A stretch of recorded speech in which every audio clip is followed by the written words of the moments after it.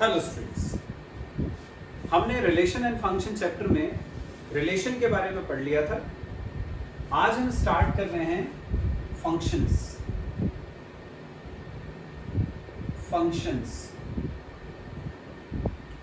सबसे पहले मतलब समझते हैं फंक्शन का।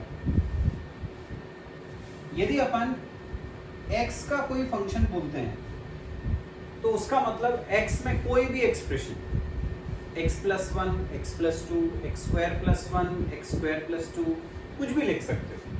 तो फंक्शन ऑफ x मतलब x का कोई भी फंक्शन, जैसे f(x) equal to x plus 1, ये x का फंक्शन। अब सपोज यदि x की वैल्यू अपने को बोलिए 1 है, 2 है, 3 है और हमें पता करना है f1। उसका मतलब क्या है? सिंपल, x की जगह 1 रख दो, 1 प्लस 1 2, f1 की वैल्यू 2 होगी। x की जगह 2 रखा तो f2, ये हो जाएगा 2 प्लस 1 3, x की जगह 3 रखा तो 3 प्लस 1 4। ऐसे x की अलग अलग वैल्यूज के लिए अपन ने फंक्शंस की वैल्यूज पता कर ली। अब जैसे अपन रिलेशन में ऑर्डर्ड पेयर बनाते थे वैसे अपन फंक्शन में भी ऑर्डर्ड पेयर बना सकते हैं। तो ये जो वैल्यूज हैं उनको यदि ऑर्डर्ड पेयर के फॉर्म में लिखना है तो अपन ऐसे लिखते हैं, f इक्वल टू x की वैल्यू 1 रखने पर फंक्शन की वैल्यू 2 आई तो 1, 2, x की वैल्यू 2 रखने पर फंक्शन की वैल्यू 3 आई तो 2, 3, x की वैल्यू 3 रखने पर फंक्शन की वैल्यू 4 आई तो 3, 4। ये तो जो अपन ने फंक्शन की वैल्यूज निकाली थी उनको हमने ऐसे ऑर्डर्ड पेयर्स के फॉर्म में अरेंज कर लिया। ठीक है, अब अपन ने रिलेशन पढ़ा था, उसको भी हम ऐसे ऑर्डर्ड पेयर के फॉर्म में लिखते हैं। फंक्शन को भी अपन ने ऐसे ऑर्डर्ड पेयर के फॉर्म में लिखा। तो यदि मान लो ऐसा कोई सेट दिया है और तुमसे पूछा जाता है कि बताओ ये रिलेशन है कि फंक्शन है, तो फिर अपन कैसे डिफरेंशिएट करते हैं कि जो गिवन सेट है वो रिलेशन है कि फंक्शन है, ये बता रहा हूं। यदि मान लो कोई सेट दिया हुआ है तुम्हें 1, 1, 1, 2, 1, 3, 2, 4, मान लो ऐसा दिया। अब बोला जाता है कि बताओ कि ये सेट, हमें नहीं बोला कि ये रिलेशन है, बस एक सेट दे दिया। बोलेंगे बताओ कि ये जो सेट है वो रिलेशन है कि ये जो सेट है वो एक फंक्शन है। तो कैसे डिसाइड करते हैं? देखो, फंक्शन में जो फर्स्ट वाला नंबर है वो कभी रिपीट नहीं होना चाहिए। रिलेशन में कुछ भी हो सकता है, लेकिन फंक्शन में जो फर्स्ट वाला नंबर है वो रिपीट नहीं हो सकता। ठीक है, तो क्या याद रखना है अपन को कि फंक्शन में first element can not be repeated. Ordered pair का जो पहला एलिमेंट है वो रिपीट नहीं हो सकता फंक्शन में। रिलेशन में कुछ भी हो सकता है। अब देखो इस सेट को, जो पहला वाला एलिमेंट है 1, वो देखो यहां रिपीट हो गया, यहां भी 1 है, यहां भी 1 है, यहां भी 1 है, 1 रिपीट हो गया। यदि 1 रिपीट हो गया इसका मतलब कि ये फंक्शन नहीं हो सकता। ये क्या होगा? रिलेशन होगा, क्योंकि मैंने बोला रिलेशन में कुछ भी हो सकता है। ठीक है, तो ये पता चल गया अपन को कि ये जो गिवन सेट था वो रिलेशन है बट फंक्शन नहीं है। रिलेशन तो है लेकिन फंक्शन नहीं है। ठीक है, तो बस ये ध्यान रखना है कि यदि किसी भी ऑर्डर्ड पेयर का पहला एलिमेंट रिपीट हो तो वो रिलेशन रहेगा पर फंक्शन नहीं रहेगा। एक और एग्जांपल देखते हैं। मान लो सेट है 2, 1, 3, 2, 5, 2, ये। अब पता करना है रिलेशन है कि फंक्शन है। देखो फर्स्ट एलिमेंट रिपीट हो रहा है क्या, यहां 2 है, यहां 3 है, यहां 5 है। फर्स्ट एलिमेंट सबके अलग अलग है। पीछे वाले एलिमेंट से मतलब नहीं होता, जैसे पीछे 2 2 बार आ रहा है उससे मतलब नहीं है, फर्स्ट एलिमेंट रिपीट नहीं होना चाहिए। तो यहां पर फर्स्ट एलिमेंट सब में अलग अलग है, मतलब it is a function. Function है, रिलेशन तो हर कोई होता है, तो रिलेशन तो है ही है। रिलेशन तो ऐसा कोई भी तुमको ऑर्डर्ड पेयर का सेट दिया जाए वो रिलेशन तो होगा ही, फंक्शन होगा कि नहीं बस वो अपन को डिसाइड करना। आ गया कंसेप्ट समझ में। अब बच्चों फंक्शन से रिलेटेड एक बहुत इंपॉर्टेंट टर्म है डोमेन एंड रेंज। ये तुम्हें 11th और 12th दोनों साल काम आएगी। उसके आगे भी जब तक तुम मैथमेटिक्स पढ़ते हो तब तक डोमेन और रेंज का काम आता है, बहुत इंपॉर्टेंट है। बताता हूं क्या मतलब होता है इसका। सपोज जैसे कोई फंक्शन है f(x) is equal to function of x, मतलब x का एक्सप्रेशन ये दिया हुआ x प्लस 1। तुमसे बोला जाता है कि बताओ इसकी डोमेन क्या है, और फिर बोलते हैं बताओ इसकी रेंज क्या है। डोमेन का मतलब समझे। डोमेन का मतलब होता है फंक्शन में हम x की जगह पर क्या क्या रख सकते हैं। जो जो x की जगह पर रखा जा सकता है वो डोमेन कहलाता है। क्या रख सकते हैं क्या नहीं रख सकते कैसे डिसाइड होता है, x की वैल्यू रखने पर हमारा फंक्शन डिफाइंड होना चाहिए। फंक्शन डिफाइंड होना चाहिए।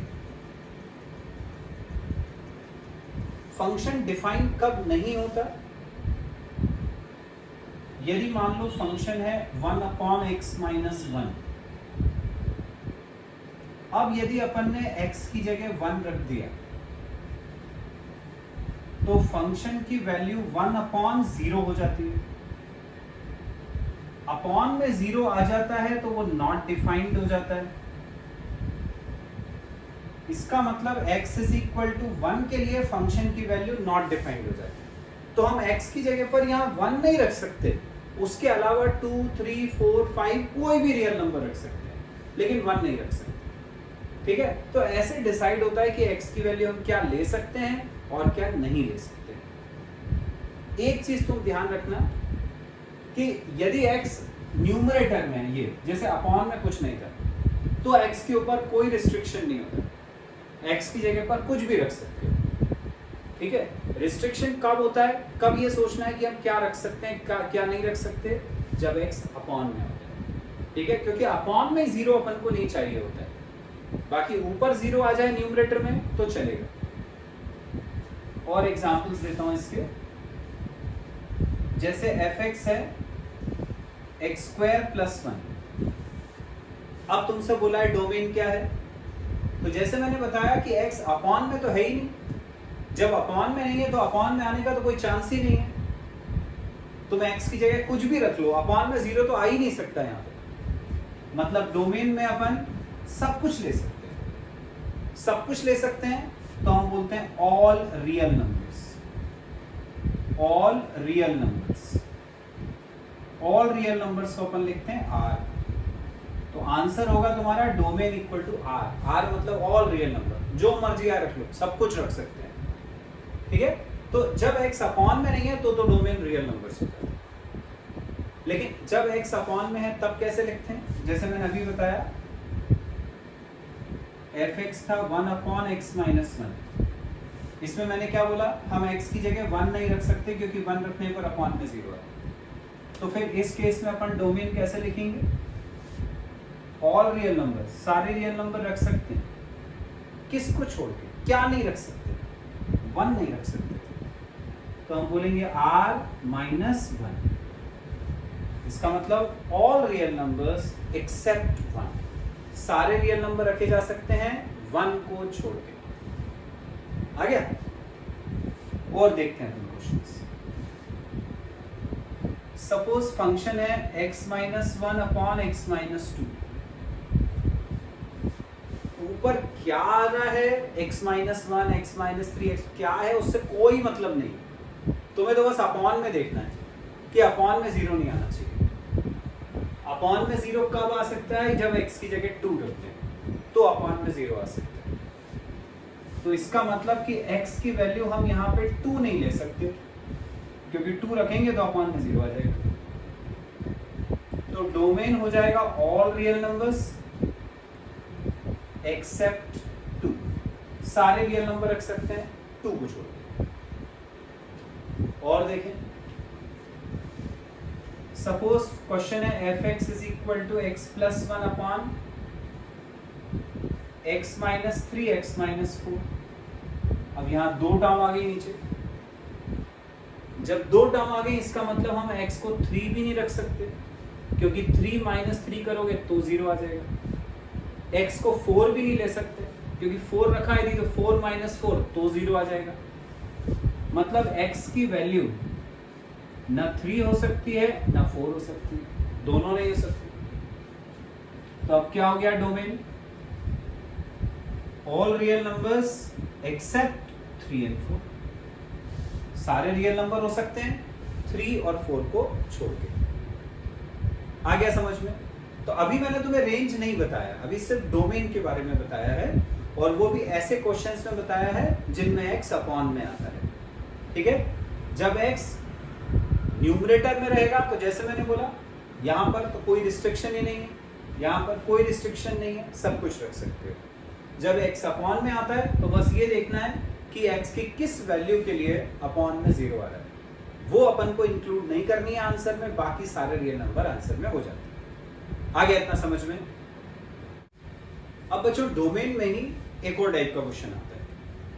अभी तक जो अपन ने क्वेश्चन देखा उसमें x ऊपर आ रहा था, x नीचे आ रहा था, पर कहीं रूट नहीं था। अब जो मैं क्वेश्चन बता रहा हूं उसमें x रूट में आता है।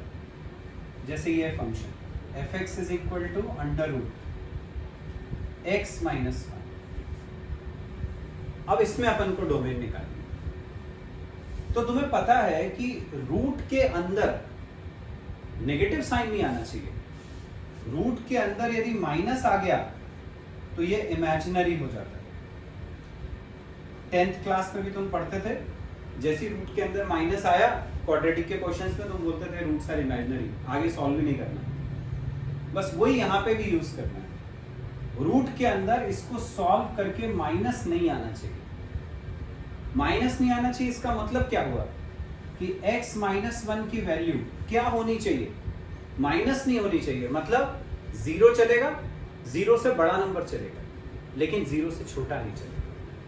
मतलब x माइनस 1 होना चाहिए ग्रेटर देन और इक्वल टू 0। जब भी रूट वाला क्वेश्चन हो तो रूट के अंदर वाली टर्म को हमें लिखना होता है ग्रेटर देन और इक्वल टू 0। बस अब यहां से x निकाल लेंगे, तो x हो गया ग्रेटर देन और इक्वल टू 1 पर चला गया, तो x की वैल्यू आ गई ग्रेटर देन और इक्वल टू 1। जो x की वैल्यू होती है वही अपना डोमेन होता है।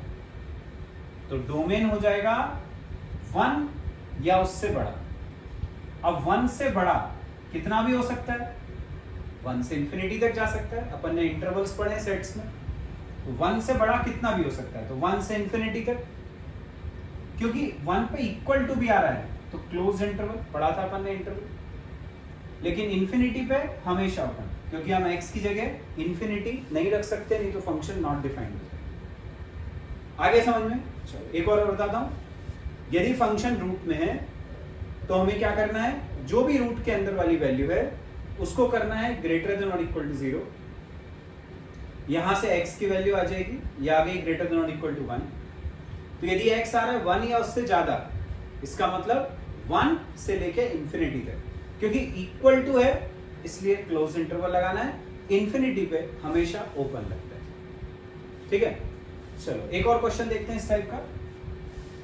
सपोज फंक्शन है fx is equal to 1 upon under root x plus 1। अब इस पे डोमेन निकाल लिया। फिर वही कंडीशन, रूट के अंदर जो भी आता है उसको हमें लिखना है ग्रेटर देन और इक्वल टू 0। तो यहां था x प्लस 1, इसको हमने करा ग्रेटर देन और इक्वल टू 0। पर एक चीज का ध्यान रखना है, ग्रेटर देन और इक्वल टू 0 लिख रहे हैं अपन। यदि हमने x प्लस 1 को इक्वल टू 0 लिया, यदि x प्लस 1 को इक्वल टू 0 लिया तो फंक्शन क्या हो जाएगा?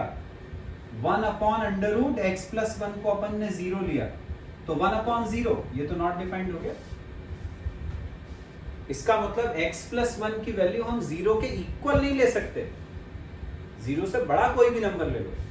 x प्लस 1 की वैल्यू मान लो 2 है, 3 है, 4 है, 5 है, तो नीचे रूट के अंदर 2, 3, 4, 5 चलेगा। रूट अपॉन में 0 नहीं आना चाहिए था बस, और क्योंकि रूट है तो माइनस नहीं आना चाहिए। पर अपन बोल रहे हैं कि x प्लस 1 को हम 0 से बड़ा ले लें यदि, तो कोई दिक्कत नहीं है, नेगेटिव नहीं आएगा। इसका मतलब ये जो इक्वल टू का साइन लगाया था वो नहीं लगना चाहिए, तो हम यहाँ से इक्वल टू हटा दें। ठीक है, तो क्या चीज अपन को समझ में आई कि यदि रूट आता है न्यूमरेटर में तो हमको रूट के अंदर वाली टर्म को लिखना है ग्रेटर देन और इक्वल टू 0। पर यदि यही रूट अपॉन में आ गया तो हमें उसमें इक्वल टू नहीं लेना है। इक्वल टू 0 ले लेंगे तो अपॉन में 0 तो वो नॉट डिफाइंड हो जाएगा। अब यहां से x की वैल्यू क्या हो गई? Greater than -1। तो अब डोमेन क्या हो गया? -1 से बड़े नंबर, मतलब कोई -1 से इंफिनिटी तक। तो डोमेन हो गया -1 से इंफिनिटी। पिछली बार 1 इक्वल टू में आ रहा था, इस पर क्लोज इंटरवल। इस बार -1 पे इक्वल टू नहीं है तो ये ओपन इंटरवल लेंगे। तो डोमेन हो गया -1 से इंफिनिटी का ओपन इंटरवल।